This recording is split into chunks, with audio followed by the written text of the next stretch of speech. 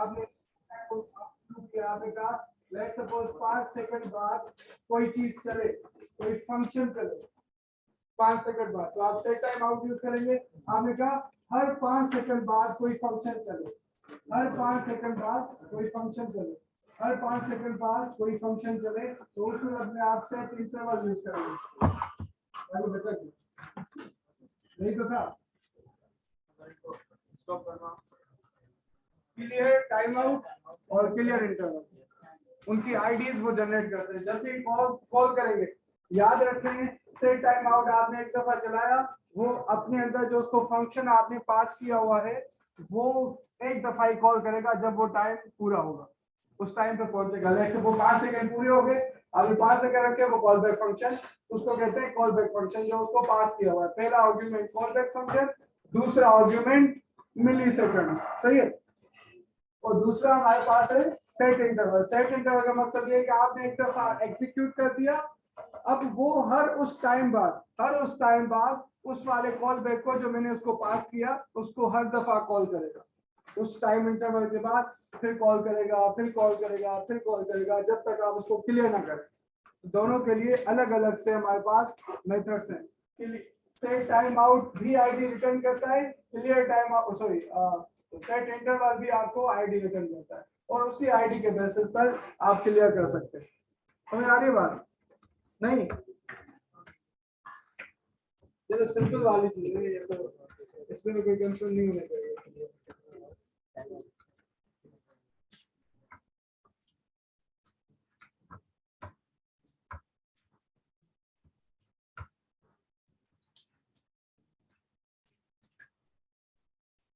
Join कर लिया?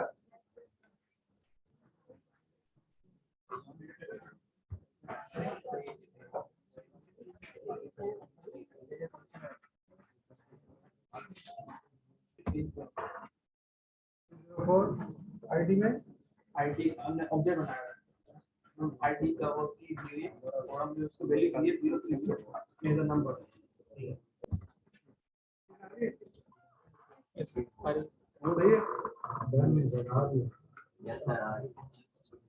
OBJ क्या क्या कह रहे हैं? ओबीजे के अंदर है आईडी का वो बनाए, आईडी का आईडी की बनाए, की बनाया आईडी वैल्यू दिया 0304 यहाँ पर 304 आना चाहिए।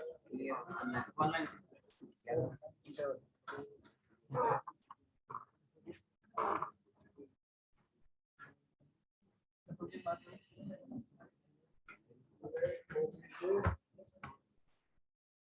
उनके पास करना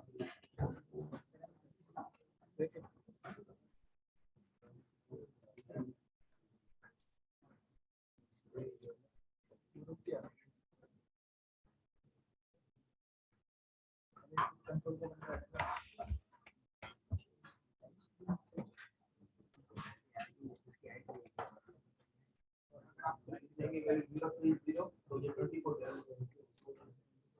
जीरो से इसकी रिप्रेजेंटेशन चेंज हो रही है, जीरो यहाँ पर जीरो का हो जाता है, कोई और नंबर देता है तो ये इसका कोई और काम, ये इसको चेंज कर रहा है, तो कन्वर्ट कर रहा है इसको किसी और नंबर, जीरो का अगर डिजिट के सामने देंगे तो मुझे देखना पड़ेगा वो किस में कन्वर्ट कर रहा है, एग्जाम कर रहा है।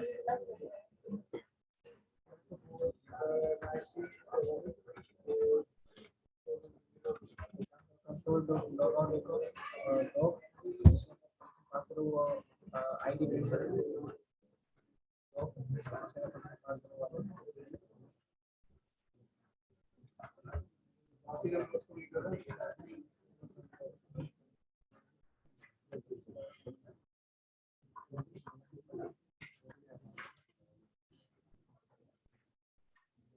सेट टाइम होता है ना,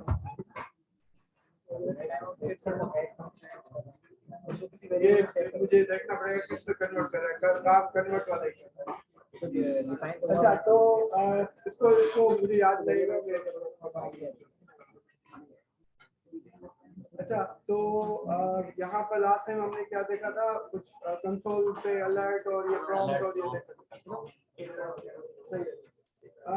हमारे पास यहाँ पर क्या नाम है, ये हमने देखा था, मेरे कहा लेट्स सपोज मेरे पास एक कांस्टेंट, मैंने कहा एक वेरिएबल मैंने दे दिया और मैंने कह दिया कंसोल डॉट लॉग इस तरीके से जस्ट, यस सर, किया था। है ना, फिर उसको मैंने एज कॉल किया तो उसने वो कर दिया था। तो लेट्स सपोज मेरे पास दो ऑब्जेक्ट हैं, क्या वो बराबर हो सकते हैं? दो ऑब्जेक्ट हैं एम्प्टी हैं, बराबर हो सकते हैं? नहीं होंगे। नहीं होंगे, जो रेफरेंस होता है, ठीक है। देखिए अब बात फॉल्स आ रहा है, तो हमारे पास फंक्शन यहाँ पे टाइप बताता है, फंक्शन टाइप आपकी फंक्शन करेंगे तो आपको बताएगा टाइप ऑफ फंक्शन को यहाँ बनाओ लेट्स सपोज, और उसका बताएगा आपको फंक्शन। हालांकि ये अगेन फंक्शन भी जावास्क्रिप्ट के अंदर ऑब्जेक्ट होते हैं, तो ये ध्यान में रखिएगा, और नल भी ऑब्जेक्ट होता है, स्ट्रिंग स्ट्रिंग होता है, और एन क्या होगा? नंबर होगा, सही है, नॉट ए नंबर तो है नंबर, तो ये उसी कैटेगरी में है।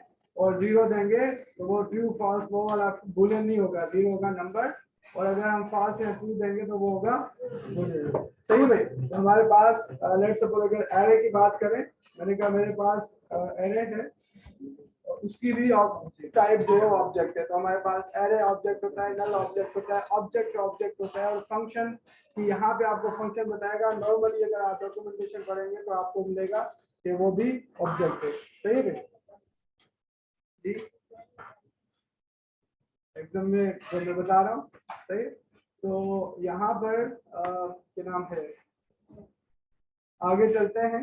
अब फंक्शन हमने बनाना सीखा था ना, फंक्शन बनाए थे किस तरीकों से, कौन से तरीके थे? एक फंक्शन एनोनिमस फंक्शन, और दूसरा एरो फंक्शन, और एक ट्रेडिशनल जो पुराने तरीके से, है ना। तो हम जरा ये देखते हैं कि फंक्शन जो है pass by value, pass by reference कैसे होता है जावास्क्रिप्ट के अंदर। और लेट्स सपोज आप कोई भी फंक्शन यहाँ से उठाएं, मैंने कहा फंक्शन है, और लेट्स सपोज एक मेरे पास है let num is equal to 0, और मैंने कहा फंक्शन है इंक्रीमेंट, और इसको हम कोई भी ए वेरिएबल व्हाटएवर जो भी आप बनाए उसको हम पास करते हैं, और मैंने कहा यहाँ पर रिटर्न करवा दो प्लस प्लस करके ए, सही है, अलग सेट है। और मैंने कर दिया इंक्रीमेंट, और इंक्रीमेंट को मैंने नम पास कर दिया, सही है, तो वो क्या रिटर्न कर रहा है?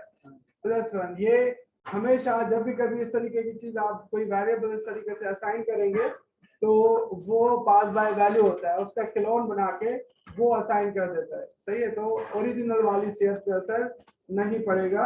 मैं इसको इंक्रीमेंट कर रहा हूँ, देखो नम दे रहा है, अब ये प्लस प्लस क्यों नहीं हो रहा? क्योंकि नम जब उसको 0 मिला तो इंक्रीमेंट कर रहा है, सही है। तो अब मैं देखूँ नम 1 है नहीं है, नम जो है वो नहीं है, इसका मतलब है ये पास बाय वैल्यू हुआ है। अब याद रखिएगा, अगर मैंने यूज किया होता, ये मैंने जो फंक्शन यहाँ पे डिफाइन किया, मैंने इसको हटा के यहाँ पे कर दिया नम, पहले भले यहाँ पे नम होता तो भी पास बाय वैल्यू होता, और अभी हम उसको पास ही नहीं कर रहे, तो वो कौन सा स्कोप रख रहा है? Global scope. इसका मतलब है कि ये प्लस करेगा तो ओरिजिनल मैनिपुलेट होगा, ऐसा ही, सही है। तो ये आपको क्या जो है वो हर दफा नंबर इंक्रीमेंट करेगा, ए नम जो है वो इंक्रीमेंट होगा, नम इंक्रीमेंट होगा। मैंने कहा इंक्रीमेंट, और ये इस तरीके से इंक्रीमेंट फिर इंक्रीमेंट, और नम की वैल्यू जो आप चेक करो, सही है। यहाँ पे मैंने कुछ भी पास नहीं किया है मैंने पास नहीं ना।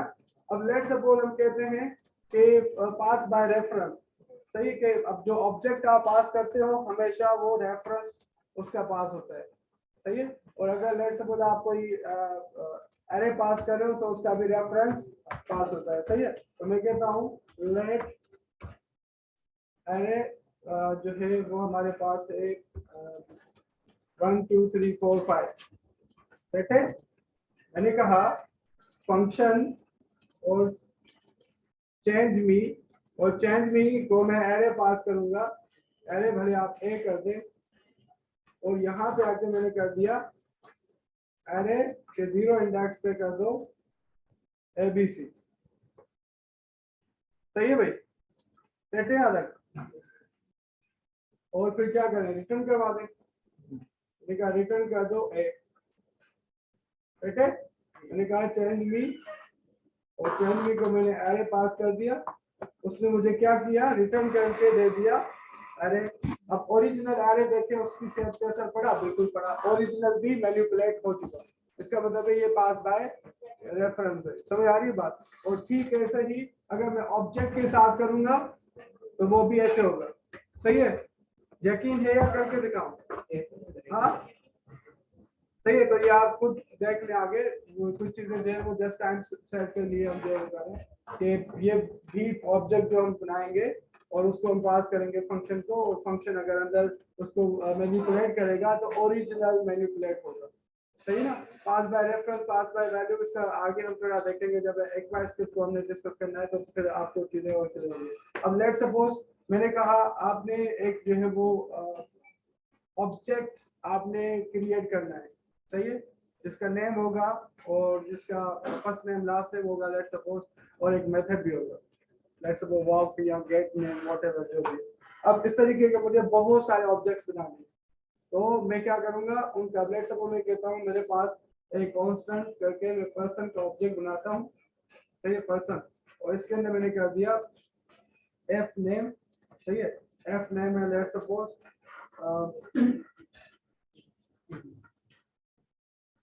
Avesh, let's suppose last name जो है वैसे नहीं, सही लास्ट नेम है। और एक मैंने कहा कि गेट नेम एक मेथड होगा जो कि वो क्या करेगा तरीके से कुछ रिटर्न करेगा।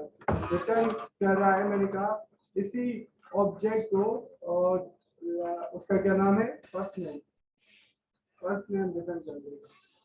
ये मेरे पास फंक्शन बना, पर्सन बना, ऑब्जेक्ट, सही है। अब मैं इसको कहता हूँ गेट नेम, मुझे एड्रेस दे दिया इसने, सही है। दिस जो है, अब देखो याद रखिएगा जब भी कभी आप इस तरीके की चीज देखें तो देखिएगा कि लेट्स सपोज फंक्शन है गेट नेम, उसके अंदर दिस दिया हुआ है। अब दिस किसको टारगेट करेगा, अब दिस जो है यहाँ पर आपने पर्सन जो है वो किया हुआ है, जो जिस ऑब्जेक्ट के अगेंस्ट वो चीज आप एक्सेस करते हो ना, तो दिस उसको रेफर कर रहा होता है। इसका मतलब है किसको रेफर करेगा, पर्सन के ऑब्जेक्ट को, सही है ना। अगर अगर लेट सपोज ये जो है मैं अगर इसको तरीके से करूं कि लेट सपोज मैं इस फंक्शन को लेट एक्स करता हूं, सही है, सेट है, कर सकता हूं ना, एग्जीक्यूट नहीं किया मैंने, उसका रेफरेंस दे दिया। अब एक्स को मैं कॉल करूं, अनडिफाइंड दिया इसने, क्या दिया इसने, अनडिफाइंड, क्यों, लेकिन नॉर्मली मैंने कहा आप जब भी कभी ये चीज करते हो तो ये लिंक होती है विंडो ऑब्जेक्ट के साथ। मैं ये लिखूं या यू लिखूं विंडो डॉट एक्स, तो ये ऑब्जेक्ट उसका पार्ट है, sorry window x is not a function.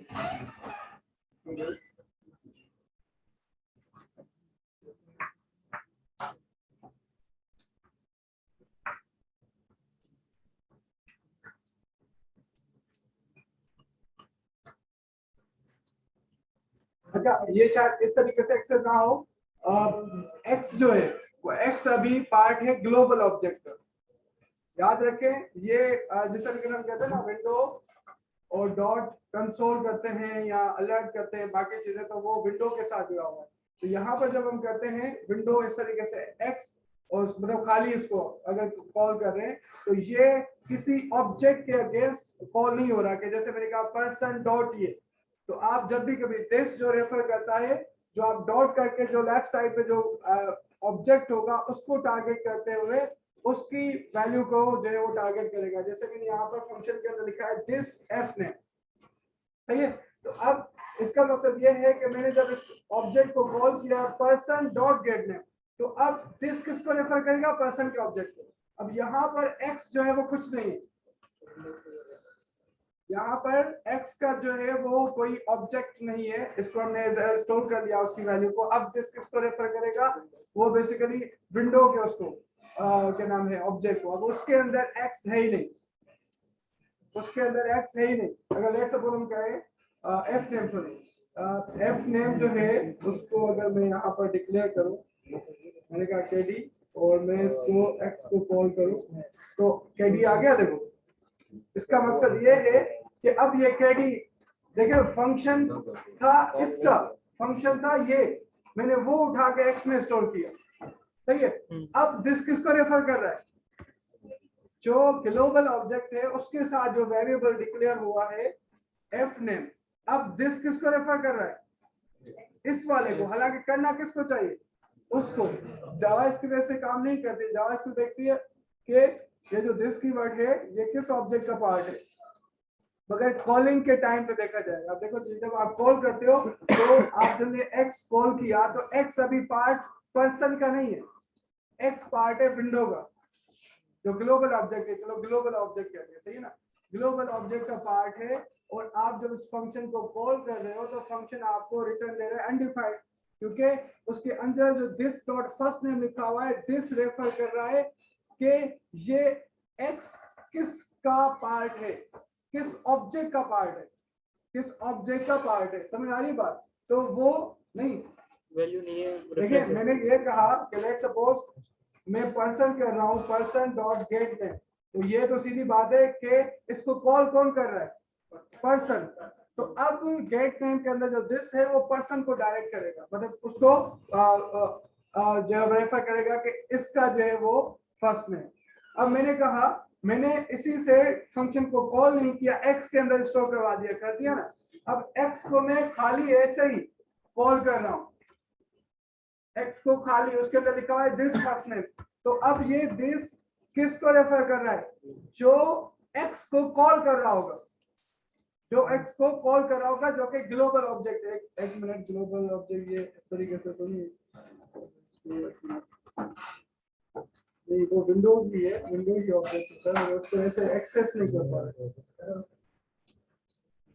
सही है। तो ये एक्स जो है किसी का भी पार्ट है, अब जो है वो करंटली ग्लोबल ऑब्जेक्ट का पार्ट है। क्या ग्लोबल ऑब्जेक्ट के अंदर फर्स्ट नेम पड़ा हुआ है, पहले नहीं था, अब मैंने डाल दिया तो अब काम कर रहा है, सही। पहले अनडिफाइंड दे रहा था, सही है। तो देखा ये जाता है कि जो फंक्शन कॉल हो रहा है और उसके अंदर जो आपने दिस कीवर्ड यूज किया हुआ है, तो ये कब किसको कॉल करेगा, वो सेम फंक्शन मैंने जब पर्सन के साथ यूज किया तो पर्सन की प्रॉपर्टी को एक्सेस किया, जब उसको अकेला मैंने कॉल किया, मतलब किसी में रेफरेंस में डाल के फिर उसको कॉल किया, तो अब वो है ग्लोबल ऑब्जेक्ट का पार्ट। और ग्लोबल के अंदर एफ नेम नहीं था पहले, तो उसने दिया अनडिफाइंड। फिर मैंने क्या किया, एक ग्लोबल उसके अंदर एक्स स्कोप के अंदर मैंने एक वेरिएबल डिक्लेयर किया सेम फर्स्ट नेम के साथ। तो अब जब भी कभी आप एक्स को कॉल करोगे तो वो ग्लोबल ऑब्जेक्ट के साथ जुड़ा हुआ है और फर्स्ट नेम भी ग्लोबल ऑब्जेक्ट के साथ जुड़ा हुआ है, तो डायरेक्टली आपको उसने वैल्यू दे दी। समझ आ रही है बात? ये जो एक्स के अंदर आपने स्टोर किया है reference function dot get name जो है पर्सन डॉट, ये रेफरेंस स्टोर किया है, कौन सा वाला? और दोबारा ये x person dot get name, ये रेफरेंस स्टोर किया आपने। फंक्शन जो है उसका हमने रेफरेंस दे दिया, उसको स्टोर कर दिया हमने एक और वेरिएबल के अंदर। ये रिटर्न नहीं करेगा, कॉल थोड़ी कर रहे हैं, फंक्शन पूरा असाइन करता है, फंक्शन असाइन किया, फंक्शन पूरा असाइन किया, एग्जीक्यूट थोड़ी किया। फंक्शनैलिटी को स्टोर कर रहे हैं, उसको कहीं पर यूज करेंगे वो फंक्शन चलेगा और अगर वो फंक्शन अपनी बॉडी चलाएगा। अगर कॉल करते क्या होगा? देखिए ये चीज इस चीज में और इस चीज में फर्क है, ये ध्यान में रखिएगा। ये हो रहा है फंक्शन क्या हो रहा है, फंक्शन की वैल्यू जो है वो ऐसे समझे कि वो असाइन हो रही है एक्स के अंदर, तो पूरा फंक्शन उसको मिल गया, पास हो गया। और अगर मैं ये करूं तो ये फंक्शन की एग्जीक्यूशन है, अगर ये फंक्शन कुछ रिटर्न कर रहा होगा तो एक्स को मिलेगा। इसमें उसमें फर्क है, ये दो अलग चीजें हैं। ये चीज है फंक्शन कॉल नहीं हो रहा, फंक्शन किसी वेरिएबल में स्टोर्ड है और किसी और को असाइन कर रहा है, किसी और को असाइन कर रहे हैं, सही है भाई? समझ आ रही बात जी? क्या रिपीट करूं? मैंने ये कहा कि लेट्स सपोज हमारे पास ये ऑब्जेक्ट है और ऑब्जेक्ट के अंदर मैंने कहा दिस फर्स्ट नेम, सही है। अब मैं लेट सपोज इस पर्सन डॉट गेट नेम कर रहा हूँ, तो गेट नेम के अंदर क्या लिखा हुआ है, दिस डॉट फर्स्ट नेम, सही है। अब जब मैंने गेट नेम को कॉल किया हुआ है, गेट नेम से पहले जो ऑब्जेक्ट है दिस उसको रेफर करता है, सही है। तो इसका मतलब किसको रेफर कर रहा है, पर्सन को। पर्सन के अंदर फर्स्ट नेम पड़ा हुआ है, बिल्कुल पड़ा हुआ है, तो उसने वैल्यू दे दी। मैंने क्या किया, थोड़ी देर के लिए उस फंक्शन जो ये पूरी बॉडी है, फंक्शन पूरा एग्जीक्यूट नहीं किया, मैंने एक असाइन कर दिया है किसी और वेरिएबल में, पूरा पास कर दिया, सही है। अब फंक्शन x के अंदर पड़ा हुआ है पूरा का पूरा, x के अंदर फंक्शन पड़ा हुआ है। अब मैं क्या करूंगा, मैंने कहा x को मैं कॉल करता हूँ, x क्या है, फंक्शन। अब मैं जब x को कॉल करता हूँ तो x अभी पर्सन का पार्ट नहीं है, ये x पार्ट है ग्लोबल ऑब्जेक्ट का। और जब आप ग्लोबल ऑब्जेक्ट को एक्सेस करेंगे तो विंडो के अंदर कोई f नेम नहीं था, तो उसने कहा f नेम नहीं है। अब विंडो ऑब्जेक्ट उसको कॉल कर रहा है, ग्लोबल ऑब्जेक्ट उसको कॉल कर रहा है। तो मतलब आप ना करें ना, जस्ट मैं खाली कर रहा हूं तो वो रेफर करता है ग्लोबल ऑब्जेक्ट को, समझ आ रही बात जी। ग्लोबल ऑब्जेक्ट आपके ब्राउजर के अंदर होता है ओवरऑल, सही ना। स्कोप चेंज हुआ है ना यार। हाँ, स्कोप चेंज हुआ है। पहले स्कोप कुछ और था, वो बॉडी अब ग्लोबल का पार्ट है, अब जो भी कुछ करते हैं वो ग्लोबल ऑब्जेक्ट का पार्ट होता है। यहाँ पर डायरेक्ट लिखते हैं वो ग्लोबल ऑब्जेक्ट का पार्ट है, उसके अंदर एफ नेम था ही नहीं। जब एफ नेम था ही नहीं तो वो देखेगा कि मुझे कॉल कौन कर रहा है, गेट नेम देखेगा मुझे कॉल कौन कर रहा है, ग्लोबल ऑब्जेक्ट। क्या ग्लोबल ऑब्जेक्ट के अंदर एफ नेम है, नहीं, तो दिस जो है वो कहेगा अनडिफाइंड, उसके अंदर एफ नेम है। हाँ, अगर अगली दफा आपने कोई एफ नेम डिफाइन कर दिया ग्लोबल उसमें, मतलब ऑब्जेक्ट के साथ, तो होगा कि नॉर्मली आप लिखे वो ग्लोबल का पार्ट होगा, तो वो क्या करेगा कि अब आप दिस करोगे तो वो ग्लोबल ऑब्जेक्ट में ढूंढेगा एफ नेम है, यहाँ पड़ा हुआ है, क्योंकि अभी आपने ग्लोबल का पार्ट बना दिया उसको, तो फिर आपको वैल्यू दे रहा है। समझ आ रही बात। हमेशा ये देखिएगा कि ऑब्जेक्ट कब कौन कॉल कर रहा है उसको, सही है ना। इस तरीके की चीज ना, वो तो नहीं है ना, अगर इसमें चेंज करेंगे उसमें आएगी। कौन सी वाले में, नहीं नहीं, ये देखें एफ नेम क्या चेंज करोगे, एफ नेम तो उसका पार्ट है ना। अभी अब देखो मैं ये करता हूँ, मैंने कहा F name is equal to ABC. अब मैं अगर एक्स को कॉल करूं तो क्या दे रहा है, एबीसी, सही है, सेट है। पर्सन के साथ अगर लेट्स सपोज फर्स्ट नेम आप चेंज करो, लेट्स सपोज आरिस कर दिया, और अब आप करें पर्सन डॉट गेट नेम, तो अब जाहिर है आपको जो है वो आरिस देगा। एक्स को कॉल करेंगे तो एक्स को कॉल करेंगे तो एबीसी देगा, क्योंकि उसका पार्ट पर्सन का थोड़ी है, अब ये ग्लोबल ऑब्जेक्ट का पार्ट है, ये वाला सीन है, नहीं यही बात होगी, सेट है। अगर लेट्स सपोज मैं कहूं कि पर्सन गेट नेम जो है इसको मैं कह देता हूं फंक्शन, और ये फंक्शन क्या करे, रिटर्न कर दे लेट्स सपोज ये, और पर्सन को मैंने कर दिया गेट नेम, और ये क्या कर रहा है, ए रिटर्न। क्या एक्स वो चीज कर रहा है, नहीं, सही ना। तो वो एक्स के पास वो कौन उसको कॉल कर रहा है, उसका विंडो वाला ऑब्जेक्ट या ग्लोबल ऑब्जेक्ट है, सही है, वो उसको कॉल कर रहा है, तभी आपका वो उसके बेसिस पे देख रहा है कि एफ नेम क्या पड़ा हुआ है, वहां पर वो जस्ट है वो उसकी वैल्यू चेंज होगी। तो इसका मतलब है ये जब मैंने असाइन किया था फंक्शन दूसरे को, तो पूरा फंक्शन उसको पास हुआ था, रेफरेंस नहीं पास हुआ था, इसका ये भी मतलब है। ये जो अभी एफ नेम बनाया है ग्लोबली, ये ग्लोबली एक्सेस हो रहा है, हम ऐसा कुछ कर सकते हैं कि सिर्फ वो एक्स ही यूज करें, एक्स यूज करें मतलब अभी हम एफ नेम को सेपरेट कॉल करें। और मैंने यूं किया था, मैंने x is equal to person dot get name किया, जब यूं किया तो मैंने पूरा का पूरा फंक्शन पास किया दूसरे वेरिएबल को, ताकि मैं आपको दिखा सकूं कि ये काम कैसे बिहेव कैसे करता है। देख अब ना करें, ऑब्जेक्ट उसी का पार्ट होगा, कोई इशू नहीं।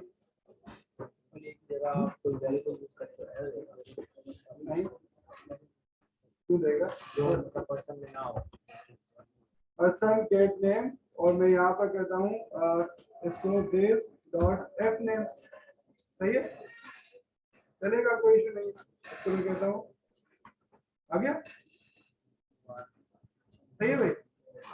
असल जो बात है वो मैं बताना चाह रहा था, उस पर तो हम आए नहीं, तो मैं ये बताना चाह रहा था कि मैंने कहा मैंने पर्सन का ऑब्जेक्ट बनाया, लेट्स सपोज अब पर्सन को मैं जस्ट यहाँ पे कॉल कर लेता हूँ पर्सन का ऑब्जेक्ट ये है, ये पर्सन का ऑब्जेक्ट है। मुझे इस जैसा दूसरा बनाना है, वैल्यू डिफरेंट होगा। मैं क्या करूंगा, मैं दोबारा से ये कोड इसको लिखूंगा, इसको कर दूंगा person2 और इसको मैं कर दूंगा let's suppose Ali Ahmad, let's suppose. सही है, सेम चीज है, दूसरा ऑब्जेक्ट बना। ऐसे मैंने तीसरा ऑब्जेक्ट बनाना है तो मैं तीसरा ऑब्जेक्ट बनाऊंगा। सही है, ऐसे ही ना। तो ये रिडंडेंसी आ रही है ना, कोड रिपीट हो रहा है। तो इससे बचने के लिए हम जो है क्यों ना कंस्ट्रक्टर बनाए। सही है, और कंस्ट्रक्टर की मदद से हम जो है वो बेसिकली उसको हम वैल्यू जो दे उस हिसाब से हम वो करके दे। तो उसके लिए मैं क्या करूंगा, आप फंक्शन बनाओ। अब उस फंक्शन का कंस्ट्रक्टर के तौर पर करोगे तो हमेशा उसका पहला देखिए, फंक्शन का पहला कीवर्ड जो होता है वो मतलब जो एक कैरेक्टर वो छोटा होता है, मगर यहाँ पर अगर कंस्ट्रक्टर बनाना चाह रहे हो तो वो बड़ा होना चाहिए। तो मैंने कहा पर्सन का ऑब्जेक्ट यहाँ पे होगा first name comma last name. सही है, और ये मैंने बना दिया एक फंक्शन सॉरी कंस्ट्रक्टर। मतलब ये p बड़ी है तो इसका मतलब ये कंस्ट्रक्टर को रिप्रेजेंट कर रहा है।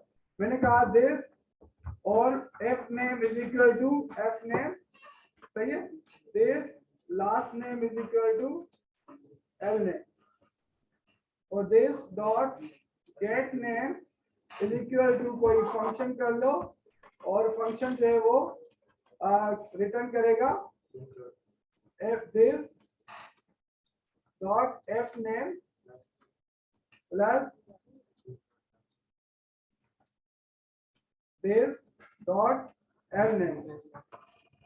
सेट है याद है, ये मेरे पास एक पर्सन बना और पर्सन को मैं यहाँ पर पास करूं लेट्स सपोज अहमद अली। सही है भाई, सेट है। अब ये मेरे पास क्या करेगा, मैंने कहा let OBJ is equal to इस तरीके से। सही है भाई, तो ये हमारे पास मैंने इसको बनाया, मैंने कहा ओबीजे। तो देखो ओबीजे क्या कर दिया इसने, ये क्या हुआ देखिए, जब भी कभी आप ये करेंगे नॉर्मल फंक्शन की तरह ट्रीट करता है। ये नॉर्मल फंक्शन बना आपका, जब तक आप न्यू कीवर्ड यूज नहीं करेंगे वो फंक्शन की तरह ही ट्रीट करेगा। तो वो रिटर्न तो कुछ कर ही नहीं रहा, तो क्या करेगा। सही ना, तो ऐसे नहीं बनता, आपको करना पड़ेगा न्यू, फिर वो आपका ऑब्जेक्ट ट्रीट होगा न्यू से। सही है, तो मैंने कहा obj1 लेट सपोज। तो मैंने कहा obj1 तो ये ऑब्जेक्ट बना। अगर ऐसे ही मैं दूसरा बनाऊं तो मैं इसको कर दिया obj2 और फिर मैंने इसको कर दिया लेट सपोज और मैंने obj2 कर दिया। समझ आ रही बात। तो इस तरीके से हमारे पास ये नए नए ऑब्जेक्ट्स बनना है, किसकी मदद से, कंस्ट्रक्टर की मदद से। सही है, अब ये था पहला जमाना कि आपको कंस्ट्रक्टर चाहिए तो आप इस तरीके से काम करें और फिर इस तरीके की चीज हो जाएगी। सही है भाई। अगर अब इससे भी पहले यूं था कि नॉर्मली आप ऑब्जेक्ट बनाए। अब ये करता क्या है, ये असल में ये काम करता है। देखिएगा, ये मैंने जो पर्सन का ये क्या नाम है ये बनाया, ये असल में करेगा क्या, ये एक दिस ऑब्जेक्ट बनाता है एम्प्टी। सही है, और फिर उस दिस के अंदर फर्स्ट नेम लास्ट नेम डाल दिया उसने। ये मैं नहीं करूंगा, ये खुद कर रहा होता है कि दिस का ऑब्जेक्ट बनाया और उसके अंदर उसने फर्स्ट नेम लास्ट नेम को प्रॉपर्टी को ऐड कर दिया जैसे करते हैं। तो ऑब्जेक्ट क्या बना होगा, दिस वाला, जिसके अंदर पड़ा होगा फर्स्ट नेम भी लास्ट नेम भी उसकी वैल्यू। और फिर जब हमने ये गेट नेम किया और ये सारे उसमें ऐड हो गए तो लास्ट में इसने रिटर्न कर दिया दिस को। मगर ये यहाँ पर हम नहीं कर रहे, ये खुद हो रहा है। असल में अगर आप करते हैं तो ऐसे करते हैं। सही ना, तो ये हम नहीं कर रहे, ये जो है वो खुद हो रहा है कि जिसका वो प्रॉपर्टीज ऐड हो रही है और फिर वो लास्ट में रिटर्न भी कर रहे हैं। ठीक है, जब आप न्यू कीवर्ड के साथ करते हो तो वो रिटर्न करता है। समझ आ रही बात, यहाँ तक सेट है? पक्का। अब इसके बाद अगर हम थोड़ा, मैं जब ECMAScript पे आऊंगा तो बताऊंगा कि यही चीज जो है वो क्लासेस के साथ कैसे होगी। सही ना, कि आपको फिर कंस्ट्रक्टर उसके अंदर बनाना पड़ेगा और फिर वो क्लास होगी जो कि इसका अल्टरनेटिव है, इस पूरे का वो अल्टरनेटिव मेथड इसके अंदर ही दे रहे हैं ना। वहां पर ऐसा नहीं होगा, वहां पे आप जो है वो उस क्लास के वो मेथड रखेंगे। समझ आ रही बात? यहाँ तक क्लियर है? Yes, sir. यहाँ तक कोई सवाल, कोई कंफ्यूजन? पक्का? सही है, आगे चलते हैं।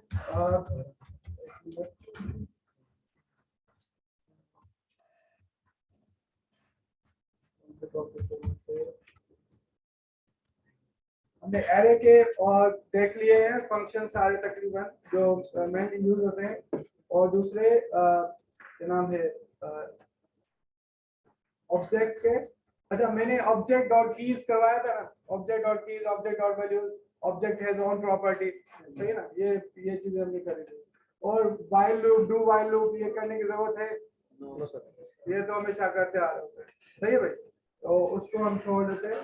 और इसके अलावा हमने होस्टिंग पढ़ी थी ना उसमें, यस सर, और immediately invoke function yes sir, पढ़ा था ना? Yes sir. सही है, सही है। बस एक मिनट दे मुझे, मैं बस देख लूं।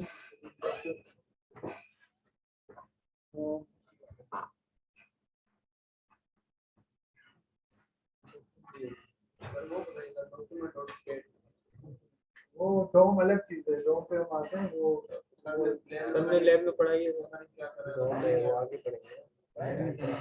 लैब में, वो अभी क्यों पढ़ा रहे हैं? अभी करवा रहे हैं? Yes sir. वो अभी क्यों करवा रहे हैं? तो जावास्क्रिप्ट चल रही है तो सर किसी ने क्वेश्चन किया वो था, तो मेरे बाद में रखा है ना मैंने। सर किसी ने क्वेश्चन किया था तभी सर ने बताया। बोले टास्क किसी ने क्वेश्चन किया था। डिस्प्ले अगर पेज पे दिखा है जीएस का वो अभी मैंने ना लिंक करवाना सिखाया आपको जावास्क्रिप्ट, ना मैंने वो कराया है, कि वो तो अलग पार्ट है ना, वो अभी इसका पार्ट नहीं है।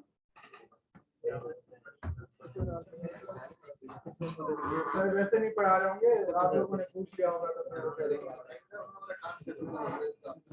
जीएस वाला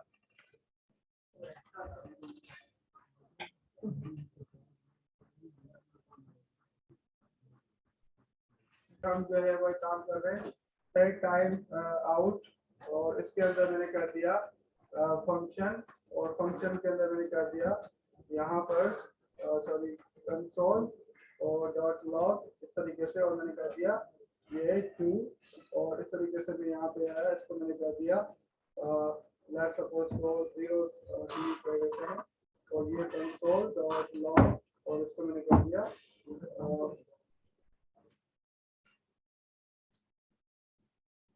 सोल्ड और लॉग, और मैंने कर दिया 3। क्या आउटपुट आना चाहिए? 1 3 आएगा, पहले 2 आएगा, फिर 1 3 आएगा। 1 3 2 1 3 2 क्यों? क्यों आएगा? क्यों? इंटरवल है ना, मतलब भले 0 है जीरो कर लेकिन, दिया इंटरवल, भले 0 लेकिन करेगा, आगे जाएगा। सही है। 1 3 2 एंटर 2 1 3 2 सही है। अब ये 1 3 2 चला कैसे? अब ये ध्यान में रखिए कि हमारे पास जावास्क्रिप्ट के अंदर स्टैक होता है और क्यू होता है, सही है। हमारे पास इफ लूप होता है, जावास्क्रिप्ट सिंगल थ्रेड और जो है वो काम करती है, एक थ्रेड पे काम करती है। फिर अगर आपको पैरेलली बहुत सारी चीजें चलानी है तो आपको लगेगा कि वो पैरेलली चल रही है, हालांकि पैरेलली नहीं चल रही होती, वो सिंगल थ्रेड के अंदर चल रही होती है। इवेंट लूप हमारे पास होता है जो कि ये देखता है कि ये जो है जो लेट सपोज कोई भी कोई चीज एग्जीक्यूट करनी है, क्या वो ब्लॉकिंग है, नॉन ब्लॉकिंग है। अगर नॉन ब्लॉकिंग है तो उसको एग्जीक्यूट करके उसको जो है वो खत्म, मतलब रिटर्न कर देगा। अगर वो ब्लॉकिंग है तो फिर उसको जो है वो दूसरे क्यू में रख रहा होता है। अब नॉर्मली अब हमारे पास ध्यान में रखिएगा कि मैंने कंसोल किया तो इस चीज को उसने स्टैक में डाल दिया, सही है, स्टैक में डाला और उसको प्रिंट कर दिया, उसको चला दिया, स्टैक में से रिमूव कर दिया, सही है। पहले जब आप सारा आपने लिखा है तो कंसोल लॉग ने उसको जो है, पहला जो कंसोल लॉग है वो स्टैक में चला जाएगा, और फिर जो है ये वाली जो चीज है set time out, set time out जो है वो उसके अंदर एक कॉल बैक फंक्शन है, जो फंक्शन पास किया हुआ है वो कॉल बैक फंक्शन है। और याद रखें कॉल बैक फंक्शन हमेशा क्यू के अंदर पुश होता है, मतलब सॉरी ऐड होता है, सही है। क्यू के अंदर कितने भी कॉल बैक फंक्शन होंगे वो क्यू के अंदर ऐड होते जाते हैं, सही है। फिर उसको 1 बाय 1 चलाया जाता है और फिर दोबारा हमारे पास है कंसोल, और वो कहाँ पे होगा, स्टैक के अंदर, सही है। तो अब ये आपके पास सबसे पहले 1 आपके पास आ रहा है, स्टैक में से ऐड हुआ और फिर जो है वो मतलब पुश हुआ और फिर पॉप हुआ और उसको उसने चला दिया। ये जो चीज है 2 वाली, ये कॉल बैक फंक्शन है। ये कॉल बैक फंक्शन गया क्यू के अंदर, सही है। जब तक स्टैक खाली नहीं होगा तब तक क्यू कॉल नहीं होगी, सही है। तब तक क्यू में से आइटम को एंटरटेन नहीं किया जाएगा। तो हमारे पास जब आपने कंसोल लॉग 1 किया, पुश हुआ, पॉप हुआ और फिर हमारे पास ये जो चीज है, ये इसके अंदर कॉल बैक देखा गया। सेट टाइम आउट चला, सेट टाइम आउट अगेन कहां जाएगा, वो भी आपके स्टैक के अंदर। अब उसके अंदर क्या है, कॉल बैक। वो कॉल बैक हमेशा कॉल बैक होते हैं असेंक्रोनस, और असेंक्रोनस जितने भी फंक्शन होते हैं वो आपके जाते हैं क्यू के अंदर, सही है। और क्यू अब तक इंटरटेन नहीं होगी जब तक स्टैक खाली नहीं होगा। तो फिर जब आपका 3 चला 1 और 3, तो फिर क्या हुआ, आपका स्टैक खाली हो गया। फिर क्यू में से देखा जाएगा, आइटम उठा के स्टैक में डाले जाएंगे, फिर उनको इंटरटेन किया जाएगा। तो तभी जब आपने क्यू में से उठा के जब लास्ट में आपकी स्टैक खाली हो चुकी है, तो क्यू में से वो आइटम उठाएगा और फिर स्टैक में डालेगा, फिर उसको पॉप कर देगा, ठीक है। तो उस वजह से ये हमारे पास इस तरीके से आपको ये आउटपुट जो दे रहा है वो बाद में दे रहा है, चाहे 0 भी कर देगा। Set time out, set time out 2 कर ले, वो भी स्टैक उसमें रखेगा, पहले क्या नाम है क्यू में रखेगा, फिर उसको वहां पे रखेगा। फिर उसको मैं कहता हूँ, इसको मैं कहता हूँ 4, इसको भी पहले क्यू में रखेगा, फिर उसमें क्या, दोनों कॉल बैक है, दोनों कॉल बैक है। देखें 1 3 फिर 2 4 होगा। अब उसके ऑर्डर में पहले कौन सा क्यू में जाएगा, सही है। तो उस तरीके से उसको फिर उसने वो फर्स्ट कम फर्स्ट सर्व होता है, इस तरीके से होता है। तो ये इस तरीके से उसने 2 को किया, फिर उसको 4 किया। ये दोनों पहले होते हैं क्यू में, कॉल बैक है। कॉल बैक नहीं, सेट टाइम आउट, ये कॉल बैक कहलाता है, ये वाला फंक्शन। ये जो फंक्शन एज आर्गुमेंट के तौर पर पास हुआ, ये कॉल बैक फंक्शन। समझ आ रही बात, सही है, यहाँ तक सेट है। अब हम आगे चलते हैं। हमारे पास फंक्शन जो है, फंक्शन के अंदर फंक्शन हम डिफाइन कर सकते हैं, बिल्कुल कर सकते हैं, सही है। फंक्शन के स्कोप तो पता है ना, फंक्शन ग्लोबल और कब कैसे फंक्शन के अंदर मैं ब्लॉक भी डिस्कस कर चुके हैं। अब हमारे पास एक चीज है, हमारे पास एक कॉन्सेप्ट होता है हाई ऑर्डर फंक्शन, सही है। ऐसे फंक्शन जिसको दूसरा फंक्शन एज आर्गुमेंट के तौर पर दिया जाए और उसको वो कॉल करें अपने बॉडी के अंदर किसी टाइम पे, या बिल्कुल लास्ट में या बीच में है, जब भी कभी वो लॉजिक पे देखा जाएगा। समझ आ रही बात। तो मैंने कहा लेट्स सपोज मेरे पास फंक्शन है जिसको मैं कहता हूँ हाई ऑर्डर फंक्शन, तो नाम ही मैंने ये रख दिया ताकि आपको थोड़ा हजम हो कि हाई ऑर्डर फंक्शन कौन सा होता है, अंदर वाला या बाहर वाला। बाहर वाला फंक्शन हाई ऑर्डर फंक्शन होता है। हाई ऑर्डर फंक्शन किसको कहेंगे, आप डेफिनेशन चेक करिएगा। तो हाई ऑर्डर फंक्शन वैसे फंक्शन जो कि एज अ आर्गुमेंट के तौर पर एक दूसरा फंक्शन में, सही है। अब मैंने कहा ये फंक्शन, लेट सपोज मैंने कहा नेम, और यहाँ पर एक फंक्शन मैंने पास करना है, इसको मैंने एफ कर दिया, सही है। और मैं यहाँ पर फंक्शन को कॉल करता हूँ, जाहिर है फंक्शन पास होगा तो अंदर मैं इसको कह रहा हूँ कि ये हो, सही है। और मैंने कर दिया इसको नेम पास, इसको मैंने कर दिया नेम पास, सही है। यहाँ तक सेट है। ये मेरे पास एक हाई ऑर्डर फंक्शन बना। याद रखें यहाँ पर जो एफ है वो कॉल बैक फंक्शन कहलाएगा। जो पास किया जाता है उसको कॉल बैक कहा जाता है, जिसको पास किया जाता है वो हाई ऑर्डर फंक्शन होता है। समझ आ रही बात, नहीं है ये बात। मेन वाला फंक्शन हाई ऑर्डर फंक्शन, जो उसको पास किया जाए वो कॉल बैक फंक्शन। अब देखिएगा फंक्शंस को मैं वेरिएबल के अंदर स्टोर कर सकता हूँ। तो मैंने कहा लेट्स सपोज मेरे पास जो फंक्शन है उसका मैंने नाम रखा प्रिंट मी, लेट्स सपोज मैंने कहा प्रिंट मी, और ये क्या करेगा कंसोल डॉट लॉग, और यहाँ पे किसी चीज को, मैंने कहा एंड है, इसको एंड दो, वो एंड को प्रिंट कर देगा। सही है, यहाँ तक सेट है। अब मैं हाई ऑर्डर फंक्शन को कॉल करता हूं। मैंने उसको कहा ये लो तुम नेम केडी और ये फंक्शन लो प्रिंट मी। सही है, सेट है। इसने क्या कर दिया, क्या मैंने प्रिंट मी को एग्जीक्यूट किया? मैंने तो हाई ऑर्डर फंक्शन को चलाया और उसने अंदर वाले फंक्शन को कॉल कर दिया, मतलब उसने कॉल बैक जो पास किया। अब देखो मैंने अलग से बना के किया ना, अब यहाँ पे डायरेक्ट, अब ये फंक्शन पे डिपेंड करता है। लेट्स सपोज मैंने कहा कि प्रिंट मी की जगह में डायरेक्ट यहाँ पे फंक्शन लिखता हूँ और यहाँ पे मैंने कर दिया लेट्स सपोज कोई भी नंबर दे दिया, लेट्स 1 2 3, और यहाँ पर मैंने फंक्शन, अब ये फंक्शन क्या करेगा, ये फंक्शन इसको मैं लेट्स सपोज क्या नाम है, इस फंक्शन को मैं कहता हूँ एंड, और तुम ऐसा करो, ये डायरेक्ट भी यहाँ पे दे सकता हूँ, अलग से बनाऊं या यहाँ पे डायरेक्ट दे दूं, ये कॉल बैक फंक्शन है और ये उसकी बॉडी हो गई। इसके अंदर मैंने कहा कि तुम ऐसा करो जो आपको मिले उसको 10 के साथ प्लस कर दो। सही है भाई, कंसोल भी करना है ना इसको, कंसोल डॉट लॉग और ये कर दो तो मैंने कर दिया। क्या किया इसने, पहले वो क्या कर रहा था, नाम को प्रिंट कर रहा है, अब कॉल बैक, अब हायर ऑफ फंक्शन सेम है मगर मैंने जो फंक्शन दिया वो वैसा बिहेव कर रहा है। जो मैंने फंक्शन दिया अब उसमें मैंने क्या कहा है कि 10 के साथ उसके जो हायर ऑफ फंक्शन को वैल्यू मिल रही है उसके साथ प्लस कर दो। पहले जो 10 दिया था उसको क्या कर रहा था, जस्ट प्रिंट कर रहा था, यहाँ पे प्लस करके प्रिंट कर रहा है। अब जो हायर ऑर्डर फंक्शन को कॉल बैक मिलेगा वो अपनी लॉजिक चलाएगा। समझ आई बात, नहीं आई?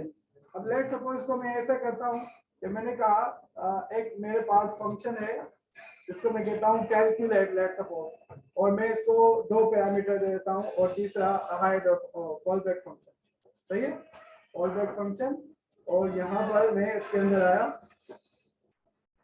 अच्छा, इसके अंदर अपनी लॉजिक भी लिख सकते हो कि ये नहीं कि बस छोड़ दिया, कुछ और भी काम करना हो करके फिर आप फंक्शन को कॉल करो जो उसको पास हो रहा है। तो मैंने कहा लेट सपोज मैं इसको ए भी पास करूंगा और फंक्शन को वो ए भी पास कर रहा हूँ, जस्ट बस ये काम कर रहा हूँ। बेटे क्या कर रहा हूँ, एफ ये ब्रैकेट जो थी ये कॉलिंग के लिए, ये call function call back call होगा। सेट है यहाँ तक, सही है यार? तो मैंने कहा इसको मैं कंसोल कर लेता हूँ, कंसोल डॉट लॉग, और इस तरीके से सेट है यहाँ तक, प्रिंट कर दे लेट्स सपोज। मैंने एक कॉल कैलकुलेट फंक्शन बनाया, मैंने इसको कर दिया। अब मैं एक फंक्शन बनाता हूँ जिसको मैं रखता हूँ सम, एरो फंक्शन बना लेते हैं। तो मैंने कहा constant sum is equal to, किसको सम करेगा, ए कॉमा बी, सही है, और ये एरो और ए प्लस बी, कटे याद है सम बना। ऐसे ही मैं सब्ट्रैक्ट बनाता हूँ, सब्ट्रैक्ट और ए माइनस बी, और ऐसे ही मैं बनाता हूँ मल, सही है, और इसको मैंने कर दिया मल, सही है, और ऐसे ही मैं कहता हूँ डिव, और इसको मैंने डिवाइड कर दिया, और इसको मैंने कर दिया डिव, सही है। तो ये इस तरीके से। अब देखिएगा मैंने कैल को 2 वेरिएबल देने हैं 2, 4, और मैंने कहा इसको सम करो, तो ये मुझे सम करके दे रहा है। मैंने कहा इसको आप सब्ट्रैक्ट करो, माइनस था सब्ट्रैक्ट था, सब्ट्रैक्ट करके दे दिया। मैंने कहा इसको मल करो, मल्टीप्लाई कर दिया। मैंने कहा इसको डिवाइड करो, डिवाइड कर दिया। देख रहे हो आप? अब क्या मैंने, देखो अब इससे आप किस चीज से बच गए, अब ये हायर फंक्शन उस कॉल बैक फंक्शन को देखते हुए उस तरीके से बिहेव कर रहा है जो कि कॉल बैक जैसे बिहेव करेगा। अब अगर आप ये चीज वैसे करते हैं, मैंने कहा कैलकुलेट का फंक्शन बनाए जिसको मैं 3 चीजें दूं, कहूं तुम प्लस करो या माइनस करो या मल्टीप्लाई करो या डिवाइड करो, और 2 और आर्गुमेंट लो जो कि नंबर्स होंगे, तो आप एक फंक्शन लिखते हैं जिसमें चेक करते हैं कि ऑपरेटर कौन सा है, इफ स्विच स्टेटमेंट यूज करते हैं, इफ एल्स कितनी बारी करते हैं, सही ना, और फिर उसमें जो है वो उसके बाद जाके वो जो लॉजिक करती जब भी आप उसको चलाते हैं। यहाँ पे कोई ऐसा इफ एल्स वाला सीन है कुछ भी नहीं, सम देना हो तो उस हिसाब से बिहेव कर रहा है, दूसरा देना हो उस हिसाब से बिहेव कर रहा है। बात समझ आ रही है नहीं आ रही? यहाँ से क्लियर है पक्का? जितने भी फंक्शंस होते हैं जैसे सेट टाइम आउट है, तो सेट टाइम आउट किस तरीके से वो ट्रीट कर रहा है। अब मैं एक फंक्शन बनाता हूँ, मैंने कहा इसको higher order function, let's suppose, और मैंने कहा फंक्शन हायर ऑर्डर फंक्शन, और इस फंक्शन को हमने फंक्शन पास करना है, सही है। या मैं कहता हूँ एक मैंने इसको मैं कहता हूँ लेट्स सपोज प्रिंट मैसेज, और इसको मैं मैसेज पास करूंगा, और दूसरा कॉल बैक कॉल फंक्शन पास करूंगा, और उसके हिसाब से वैसा बिहेव करना चाहिए इसमें। तो मैंने कहा तुम ऐसा करो, फंक्शन को मैसेज पास कर दो, सेट है? याद है सेट है? मैंने कहा प्रिंट मैसेज, और इस प्रिंट मैसेज को मैंने कर दिया हेलो क्लास, सेट है? यहाँ पे मैंने कर दिया कंसोल डॉट लॉग, देखिएगा ये मैंने किया, इसमें नीचे प्रिंट कर दिया, सही है। इसको मैंने कर दिया कंसोल डॉट क्या था वन एरर, ये कर दिया। इसको मैंने कर दिया कंसोल डॉट एरर, ये कर दिया। मैंने इसको कहा कंसोल डॉट अलर्ट, अलर्ट कर दिया, सही है। सॉरी कंसोल के साथ थोड़ी होता है अलर्ट, सही है। तो अलर्ट कर दिया, आया ना अलर्ट नजर, सही है। इस तरीके से इसके अंदर आप जो है वो प्रॉम्प्ट करें तो प्रॉम्प्ट होगा, आ रहा है ना प्रॉम्प्ट? हमारे पास नहीं आ रहा। लो यार, खैर यकीन करे आ रहा है। देखिए देखिए मैं भर के दिखाता हूँ, ये देखो आ रहा है, आ रहा है। यहाँ भी नहीं आ रहा। और वो खराब है आप लोगों का। सिंगल लिस्ट नहीं वो इसलिए क्लियर नहीं है। सही है, आप लोग इतना कर सकते हो। तो ये देखें कैसे बिहेव कर रहा है, प्रिंट मैसेज हायर फंक्शन है, जैसा फंक्शन वैसा ट्रीट कर रहा है। तो कितनी खूबसूरत बात है, सही ना? कैसे हायर काम करता है, सही है। तो बड़ी काम की चीज है हायर फंक्शन, आगे हम हायर फंक्शन ही यूज कर रहे होंगे। आगे चलते हैं, और अब हम एक और कॉन्सेप्ट देखते हैं जिसको कहते हैं क्लोजर। सर इसमें एक बात नोट की मैंने, क्या कहते हैं, अगर हम फंक्शन पास कर रहे हैं ना, तो उसमें हम कहीं पे भी कॉल कर सकते हैं, लेकिन अगर एनोनिमसली पैरामीटर में पास कर रहे हैं तो कॉल वो ऑटोमेटिकली कर रहे हैं। वो कैसे कर रहे हैं? कैसे मतलब? अगर ऐसा बोलिए इसमें क्या है? हाँ, ये अभी फंक्शन का रेफरेंस पास हो रहा है, अगर यहीं पे फंक्शन बना है तो वो कॉल कहाँ पे हो रहा है? हाइड फंक्शन के अंदर कॉल हो, वो खुद ऑटोमेटिकली कॉल कर रहा है। ये हाइड फंक्शन को अंदर हमने नहीं खुद नहीं जो दिया। नहीं, ये तो अभी रेफरेंस पास हो रहा है, तो वो हम वहाँ जाके कॉल कर रहे हैं, लेकिन हम यहीं पे जो फंक्शन बनाए थोड़ी देर पहले बनाया तो था, जो वो फिर कॉल नहीं कर रहे थे ना, कॉल कर रहे थे। कॉल तो हाइड फंक्शन करेगा ना, हम थोड़ी करेंगे। हम पूरा का पूरा फंक्शन पास कर रहे हैं वेरिएबल के अंदर। ये प्रॉम्प्ट एक पूरा फंक्शन कॉल नहीं किया। प्रॉम्प्ट कॉल कैसे होता है? यू मैंने पूरा का पूरा फंक्शन ही पास कर दिया किसको? हायर फंक्शन को। अब वो अंदर उस फंक्शन को चलाया, अब जो साथ उसको फंक्शन लेगा, मैंने उसको ब्रैकेट दिए हुए, स्मॉल ब्रैकेट, तो मतलब है कि एग्जीक्यूट होगा। समझ आ रही बात? चाहे आप रन टाइम में बना के इसको दें, या जैसे ये बना हुआ है पहले से मैं इसको पास कर रहा हूँ, या उसी टाइम पे बनाऊं फंक्शन, एनोनिमस बस फंक्शन हो, एरो फंक्शन हो, या ट्रेडिशनल फंक्शन बना के उसको पास करो, सब कुछ हो जाएगा। वो उसको as a call back treat करेगा। कॉल बैक क्यों कहते हैं? लेट्स सपोज आपके पास हायर फंक्शन है, अक्सर हायर फंक्शन के अंदर हम जो पास किया हुआ कॉल बैक है उसको लास्ट में कॉल करते हैं, अक्सर बिल्कुल लास्ट में। इसकी एप्लीकेशन हम यूज केसेस बाद में देखेंगे, और जब रिएक्ट के अंदर आएंगे तो उसके अंदर इसका यूजेज है कि किस तरीके से जो है वो इसको कॉल बैक कहा जाता है। कॉल बैक इसको इसलिए कहते हैं कि हायर फंक्शन ज्यादातर कॉल बैक जो होते हैं वो अपना काम करके, अब हायर फंक्शन के अंदर मैंने कुछ नहीं किया, हालांकि इसके अंदर कोई कंप्यूटेशन करी, लास्ट में आप फंक्शन को कॉल कर रहे हो जो कि एफ मैंने बनाया, उसको एग्जीक्यूट कर दिया, तो इसको कहा जाता है कॉल बैक को आफ्टर कॉल। हायरडर ने अपना सारा काम करके फिर लास्ट में कॉल बैक को कॉल कर दिया, तो तभी उसको कॉल बैक नाम उन्होंने दिया है। हालांकि बहुत सारे लोग कहते हैं इसको आफ्टर कॉल होना चाहिए था, ना कि कॉल बैक। सही ना? समझ आ रही बात? तो ये हायरडर फंक्शन। फिर अब आगे चलते हैं। मैंने कहा एक हमारे पास है क्लोजर। सही है। एक हमारे पास है कॉन्सेप्ट क्लोजर का जावास्क्रिप्ट के अंदर।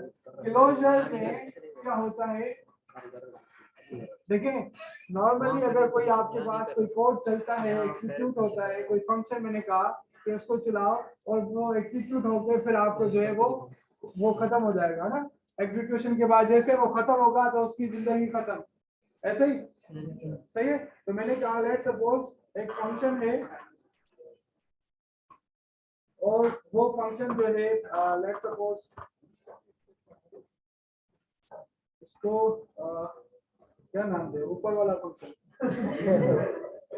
बाहर वाला अपर सही है ना, बाहर वाला भाई वाला भाई वाला बाहर वाला बाहर वाला बाहर वाला, चलो बाहर वाला, ये बाहर वाला फंक्शन है। अंदर उसके वाला, अंदर मैंने कहा let a equal to 4 अंदर वाला और इसके अंदर मैंने एक फंक्शन बनाया, सही है। अब फंक्शन जो अंदर बना रहे हैं उसको आप नाम दो या डायरेक्ट बना लो एनोनिमस फंक्शन, तब भी मर्जी, मैं इसको नाम नहीं दे रहा, मैं जस्ट इसको कहता हूँ फंक्शन। और ये फंक्शन क्या करेगा, मुझे रिटर्न करेगा, क्या रिटर्न करेगा, मैं कहता हूँ let b is equal to 5 और मैंने कहा a प्लस b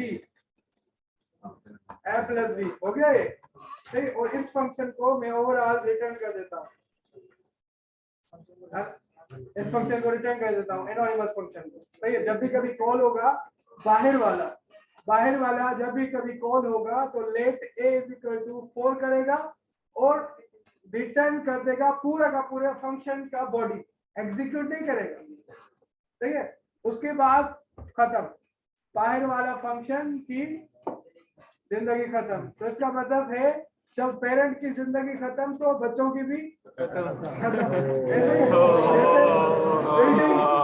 जैसे बिल्डिंग डिस्ट्रॉय हो तो ये बचेगा रूम नहीं ना, सही है। तो इस तरीके से यहाँ पर नॉर्मली ऐसे होते हैं, आप जब भी कभी करें, आप भले नहीं यकीन करो तो आप ऐसा करते हैं ना कि मैंने कहा लेट सपोज एक फंक्शन आपने बनाया, सही है, लेट सपोज फंक के नाम से, और इसको जो है मैंने कर दिया यहाँ पर let A B is equal to 1 2 3, सही है, सेट है यहाँ तक। क्या फंक्शन को कॉल करूं उसके बाद ए बी को कॉल करूं, होगा?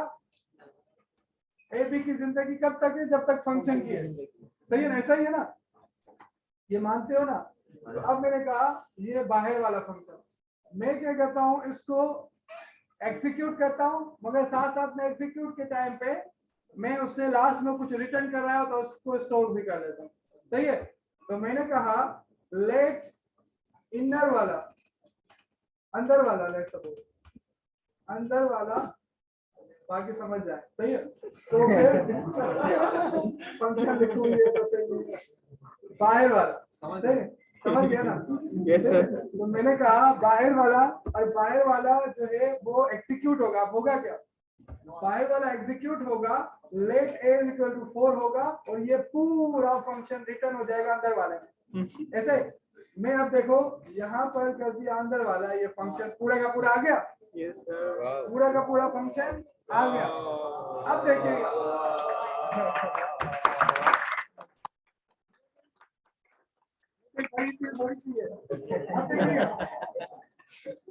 b is equal to 5, b is equal to 5, a क्या डिक्लेयर्ड है, नहीं है, तो इसका मतलब है a अनडिफाइंड होना चाहिए, या ये कहे रेफरेंस का एरर दे, ऐसे ही ना।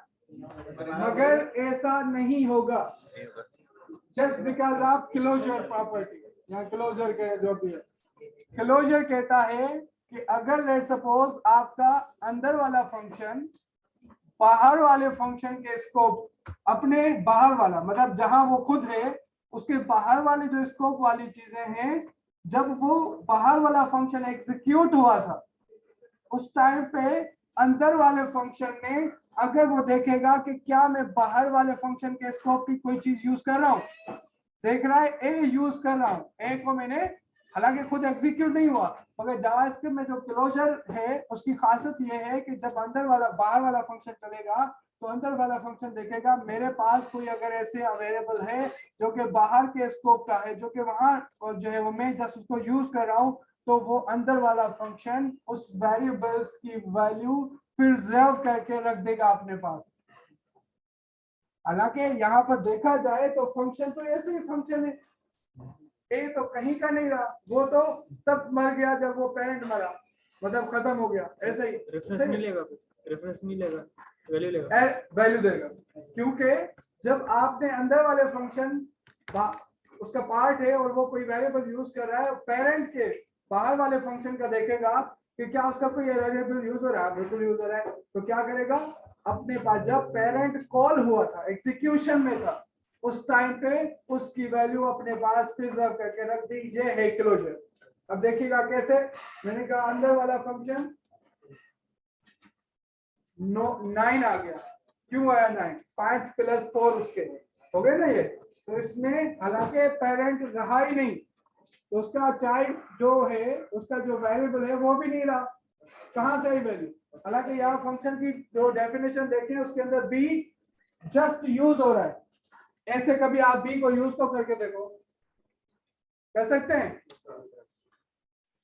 रेफरेंस एरर या इस तरीके की चीज देगा ना, है ना, सही है भाई, ये बात समझ आ रही है, ज्यादा क्लियर है, तो क्लोजर समझ आया कि क्लोजर क्या होता है, क्लोजर हो। अब हमारे पास एक है, लेट सपोज अगर कोई, हमारे पास बहुत सारी टाइप्स ऑफ एरर्स होते हैं जावास्क्रिप्ट के अंदर, सही है, मैंने कहा लेट सपोज क्यू, इसमें किया रेफरेंस एरर, जब भी कभी कोई वेरिएबल आप डिक्लेयर नहीं करते हो या डिफाइन नहीं करते हो, उसको एक्सेस करते हो, सही है, एटलीस्ट डिक्लेयर होना चाहिए, वरना आपको रेफरेंस एरर दे देगा, सही है भाई। अगर लेट सपोज मैंने कहा फॉर, और इस तरीके से मैंने कर दिया, तो इसने क्या किया, सिंटैक्स एरर, ये दूसरा एरर है, समझ आ रही बात। लेट सपोज मेरे पास जो है लेट ए एक ऑब्जेक्ट है या ए एक अनडिफाइंड है लेट सपोज, और ए के अगेंस्ट में कोई चीज कॉल करता हूं, तो इसने एक तीसरा एरर दिया, टाइप एरर। जब भी कभी आप अनडिफाइंड पे कोई प्रॉपर्टी एक्सेस करने की कोशिश करोगे तो सही, तो उस पे एरर देगा, बात समझ आ रही है। कि लेट सपोज मैंने कहा कि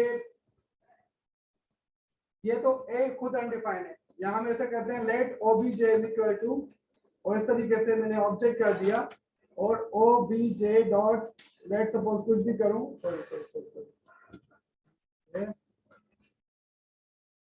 ओबीजे डॉट इस तरीके से, अब ये क्या देगा, अनडिफाइंड, क्योंकि ऐसी प्रॉपर्टी है ही नहीं, मगर अनडिफाइंड पे कुछ और हरकत करोगे तो वो देगा आपको टाइप एरर, समझ आ रही बात, ठीक, सब में वो कहेगा अनडिफाइंड, ये उसका ऑब्जेक्ट के अंदर वो है ही नहीं। अनडिफाइंड पे कोई प्रॉपर्टी या कोई फंक्शन एक्सेस करोगे तो उस सूरत में आपको कहेगा टाइप एरर, सही है। रेफरेंस एरर कब आएगा, ये आपको पता होना चाहिए, सही है। सिंटैक्स तो सिंटैक्स सीधा सीधा, रेफरेंस जब वेरिएबल डिक्लेयर्ड ही नहीं है और आप उसको यूज कर रहे हो तो उस सूरत में आपको एरर देगा, समझ आ रही बात। और अगर लेट सपोज आपके पास किसी अनडिफाइंड के अगेंस्ट आप कोई चीज उसकी प्रॉपर्टी एक्सेस करेंगे तो उस सूरत में आपको टाइप एरर देगा, सही है। एक है रेंज एरर, अब मैं भी बोल रहा हूँ रेंज एरर में, रेंज एरर जब आप आउट ऑफ वो रेंज हो जाते हैं ना, उस सूरत में आपको ये करता है। लेट सपोज अगर इसको एरे इंडेक्स आउट होता है, एरे साइज नहीं वो अनडिफाइंड आएगा। लेट सपोज लेट एरे आप इक्वल टू कर रहे हो 1 2 3 4, सही है, मैं एरे को और 8वें एलिमेंट पे करता हूँ, ये अनडिफाइंड आता है, ये आउट ऑफ बाउंड नहीं आता है, सही है, ये अनडिफाइंड आता है, सही है, समझ आ रही है बात। अच्छा एक और काम करते हैं, इसको अगर एक मैं फंक्शन बनाता हूँ और उसको यहाँ पर मैंने कर दिया इसको कॉल, फंक्शन के अंदर फंक्शन को कहा रिकर्जन, कहीं बेस केस नहीं डाला मैंने, और फिर मैं इसको कहता हूँ इस तरीके से कॉल। ये क्या दे रहा है, रेंज एरर, सही है। तो जब भी कभी किसी पर्टिकुलर रेंज में अब लेट्स सपोज की ये चलता जाएगा, ये तो क़यामत तक चलेगा अगर कंप्यूटर जब तक जिंदा है, सही है, मगर ये इसने उसको रोक दिया, ये जो है ब्राउजर खुद रोकता है, सही। अब इस सूरत में रेंज जो है वो कहीं पे भी हमने वो नहीं करी और ये एक्सीड करती जा रही है, अंदर अंदर कॉलिंग होती जा रही है, कॉलिंग होती जा रही है, तो किसी हद तक उसने क्या कर दिया, उसको रोक दिया।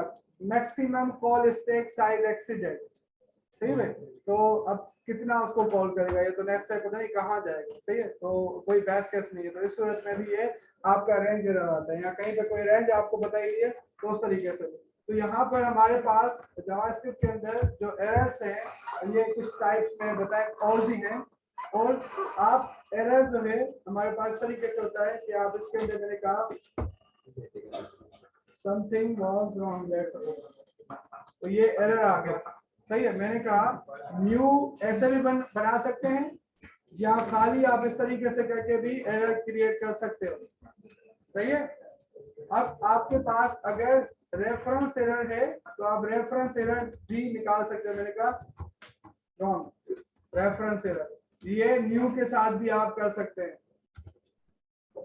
न्यू के साथ भी आपने कर दिया। इस तरीके से आपको जो है वो टाइप एरर जनरेट करना हो तो आप टाइप एरर करें, टाइप एरर जनरेट हो गया, समझ आ रही है बात। तो इस तरीके से आप जो है वो ये डिफरेंट टाइप्स ऑफ जो भी एरर्स हैं वो आप जनरेट कर सकते हो। ग्रो के साथ भी कर सकते हैं, खुद एक्सेप्शन जनरेट करनी जी खुद एक्सेप्शन जनरेट करनी। हाँ, थ्रो करवाते हैं ना कभी, तो थ्रो आप कर सकते हो। मैंने कहा थ्रो रेफरेंस एरर, और इसके अंदर मैंने कर दिया ये। तो देखो अब जो है ये थ्रो के साथ आप इस तरीके से वो रियल में जैसे आता है ना टच, वो वाला है। और इस तरीके से इसको मैं न्यू के साथ करूं वो भी कर सकते हैं, विदाउट न्यू भी और खाली भी, सही है भाई। विदाउट न्यू भी और वैसे भी मैं कर सकता हूँ, चाहे फिर टाइप एरर हो या रेफरेंस एरर हो या जो भी आपने जो अपना बनाया वो भी कर सकते हैं। इस तरीके से ये कर दिया, समझ आ रही बात। अगर मैं ये सब कुछ हटाऊं और थ्रो के साथ इसको करके देखूं, देखते क्या होता है। ये जस्ट कोई एरर की टाइप नहीं और थ्रो कर दिया, सही है। अब अगर लेट्स सपोज अपना कोई बनाए जो है वो एक्सेप्शन, तो आप जो है वो इसको यूज कर सकते हैं। तो थ्रो यूज होता है, न्यू के साथ भी आप यूज कर सकते हो, तो उससे जो है वो कॉल कर दें जो भी टाइप है, टाइप एरर है, सिंटैक्स एरर है, व्हाटएवर जो भी है। बात समझ आ रही है यहाँ तक? क्लियर है?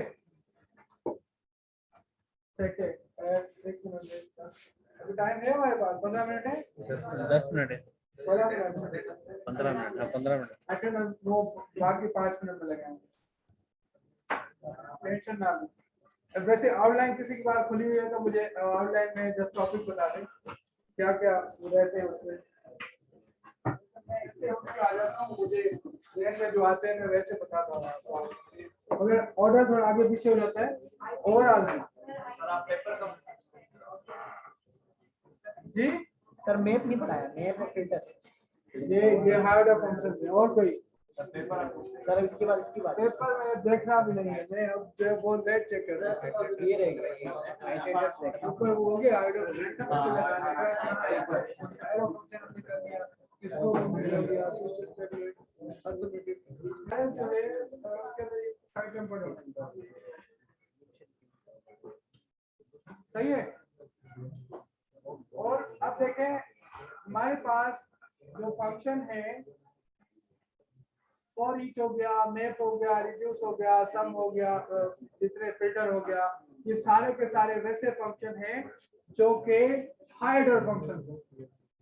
क्या है? हाइडर फंक्शन। ये खुद कॉल बैक ले रहे होते हैं और खुद सॉफ्टवेयर कॉल करते हैं, खुद एग्जीक्यूट होकर फिर अंदर उस फंक्शन को कॉल करते हैं।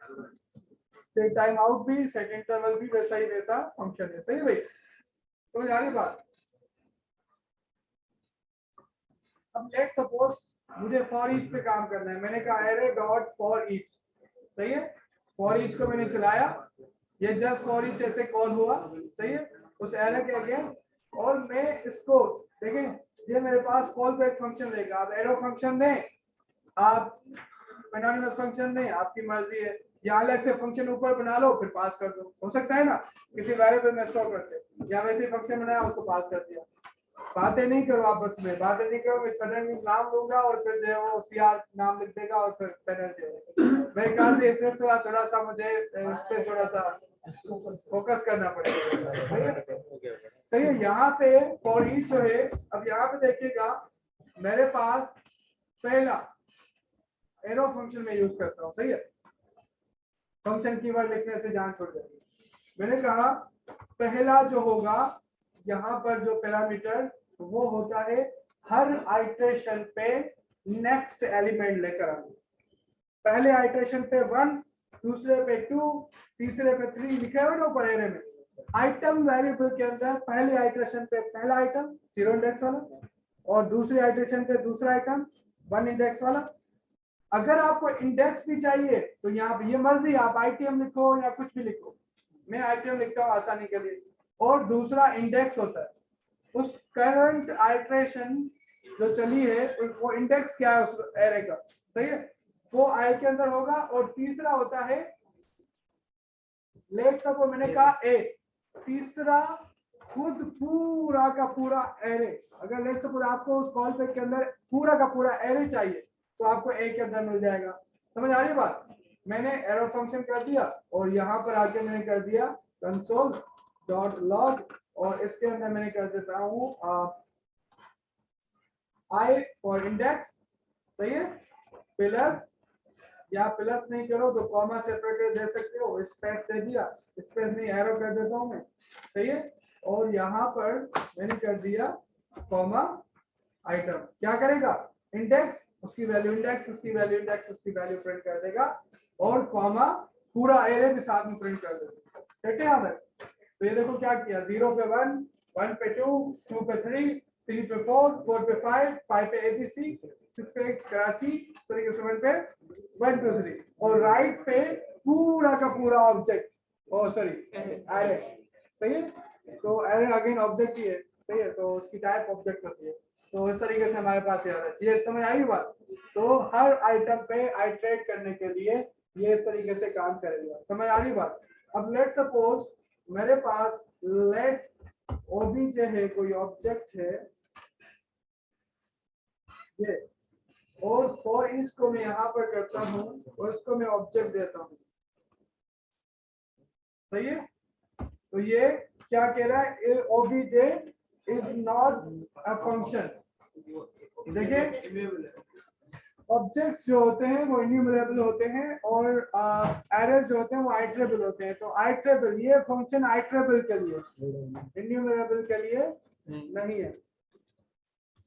अब मैं कह रहा हूँ साथ में वो भी लिखना स्क्रिप्ट करा दूं क्योंकि वो फॉर ऑफ फॉर इन वो भी याद होता है। नेक्स्ट क्लास खैर आगे सर ईद के बाद पहले हमारे पास है, सही है। अब लेट सपोज एक मिनट, इस एरे को हम थोड़ा सा वो कर देते हैं,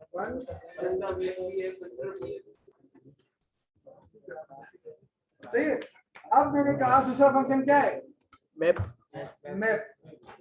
मैप फंक्शन काम कैसे करता है देखिएगा।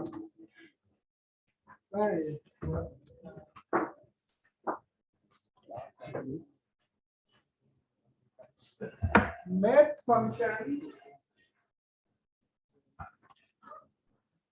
फंक्शन आपसे x वैल्यू लेता है और दूसरा फंक्शन आपसे लेता है। अब ये x वैल्यूज कुछ भी हो सकती है, कोई एरे है व्हाटएवर। मैंने कहा लेट सपोज x वैल्यू है मेरे पास 2 या लेट सपोज 12, x मैंने दिया 12, नए फंक्शन को मैंने x दिया 12 और एक फंक्शन दिया है। मैंने कहा मेरे पास f ऑफ x जो है वो है लेट सपोज x का स्क्वायर, सही है। तो मैंने लेट सपोज करते हैं मेन फंक्शन को मैंने 2 दिया और दूसरा ये फंक्शन दिया। होगा क्या कि ये जो मैंने वैल्यू दी है उसमें ये फंक्शन होगा फॉल्स। फिर ये पहले वाला आगे तो सुने ना, आगे तो आपने ला दी, सही है। और मेन फंक्शन का काम ये है कि उसको वैल्यू दो और दूसरा फंक्शन दो, जो फंक्शन है उसके तहत आपको जो रिटर्न करेगा वो मॉडिफाइड वैल्यू रिटर्न करेगा। तो 2 अब क्या बन गया 4।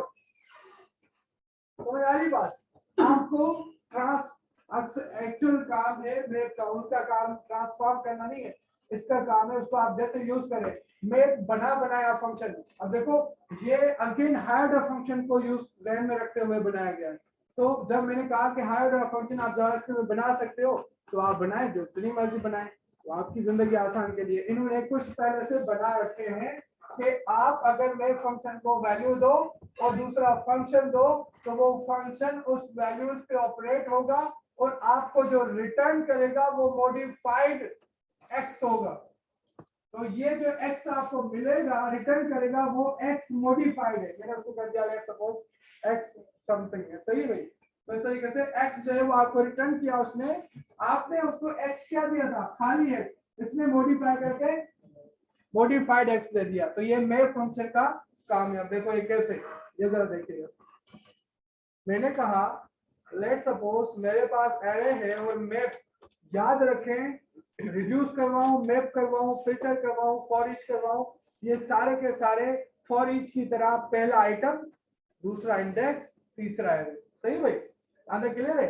मैंने कहा आइटम, इंडेक्स और एरे, अब मुझे वो बाकी यूज करने नहीं है तो मैं क्यों लिखूं, सही है। चलो दिखा देता हूँ ताकि आपको तसल्ली हो कि ये वाकई सही कह रहा हूँ मैं, सही है। और इस तरीके से ये देखो, अभी मैंने कुछ नहीं किया, वो पूरा उसने एरे का सत्यानाश करके अनडिफाइंड दे दिया, जितनी लेंथ है उतना हो जाए, उसने कुछ कर दिया।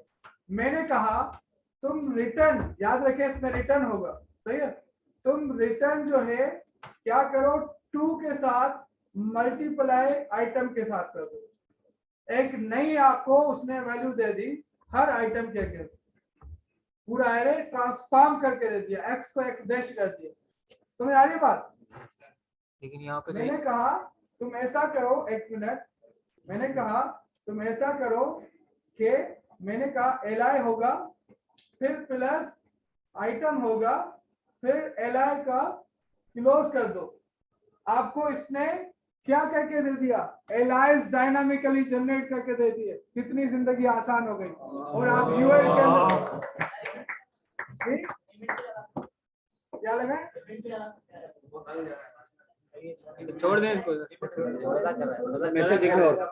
सर। इसमें एक कुछ लिए यहाँ पे ये आप 2 पैरामीटर पास करवा रहे हैं, लेकिन यहाँ पे एक पैरामीटर किया पास, एक फंक्शन मतलब as a function parameter pass किया है, लेकिन वहाँ पे आप x भी कर रहे थे और फंक्शन भी कर रहे थे। वो जब ये मैथमेटिक्स में मैथ फंक्शन देखोगे, देखें, याद रखिएगा इसको इसके साथ मैप ना करें। ये मैंने आपको मैथमेटिक्स का तरीका बताया कि मैथमेटिक्स में जो मैप होता है फंक्शन, वो ऐसे काम करता है कि x पे वो फंक्शन ऑपरेट होता है और मॉडिफाइड वर्जन देता है।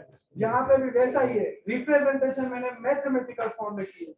जब मैं एक्चुअल में कर रहा हूँ तो एक्चुअल में वैल्यू उसको पास नहीं कर रहा, उसको यहाँ से दे रहा हूँ, सही है भाई, और फिर उसको वो मैप चल रहा है। ये बात समझ आई, पक्का क्लियर है। उस तरीके से आगे हम चलते हैं, हमारे पास 3 मिनट है, 3 मिनट क्या करें, छोटा सा प्लीज, ये जिद करेंगे मैं 5 मिनट और ले लूंगा, ये ना करो, ठीक है। फिल्टर का काम ये है कि आप वाले एरे में से कुछ आइटम फिल्टर कर दे। मैंने कहा वो रिटर्न करो, वो वाले लेकर आओ आइटम जो कि इवन नंबर है। मैंने कहा इसको आइटम के साथ 2 = 0 कर दो, तो जो इवन नंबर है वो ला दो। मैंने कहा नॉट इक्वल टू 0 तो ऑड ला दो, सही है। लेट्स सपोज आपके एरे के अंदर,